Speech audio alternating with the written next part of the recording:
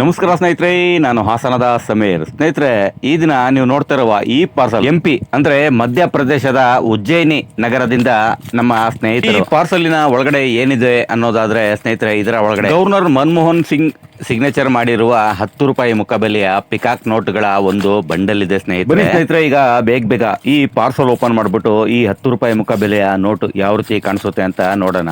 ನಮ್ಮ ಹಳೆಯ ಸ್ನೇಹಿತರಿಗೆ ಈ ನೋಟಿನ ಪರಿಚಯ ಇರಬಹುದು, ಹಾಗೆ ಚಲಾವಣೆ ಕೂಡ ಮಾಡಿರಬಹುದು.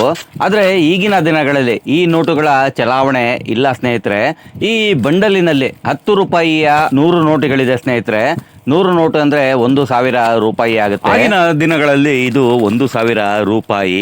ಆದ್ರೆ ಈಗಿನ ದಿನಗಳಲ್ಲಿ ಸ್ನೇಹಿತರೆ ಈ ರೀತಿ ಬಂಡಲ್ ಏನಾದ್ರು ನಿಮ್ಮ ಹತ್ರ ಇದು 10ರಿಂದ 12,000 ರೂಪಾಯಿ ಬೆಲೆ ಬಾಳುತ್ತೆ ಸ್ನೇಹಿತರೆ.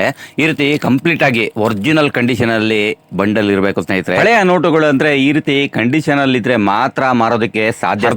ಮುರಿದೋಗಿರೋ ನಿಮ್ಮಲ್ಲಿ ಒಂದು ವಿನಂತಿ ಸ್ನೇಹಿತರೆ, ದಯವಿಟ್ಟು ಯಾರು ಸೋಷಿಯಲ್ ಮೀಡಿಯಾಗಳಲ್ಲಿ ಬರುವ ವಿಡಿಯೋಗಳನ್ನ ವೀಕ್ಷಿಸಿ ಮೋಸ ಹೋಗ್ಬಾರ್ದು ಅಂತ ಈ ವಿಡಿಯೋ ಮಾಡ್ತಾ ಇದ್ದೀನಿ ಸ್ನೇಹಿತರೆ.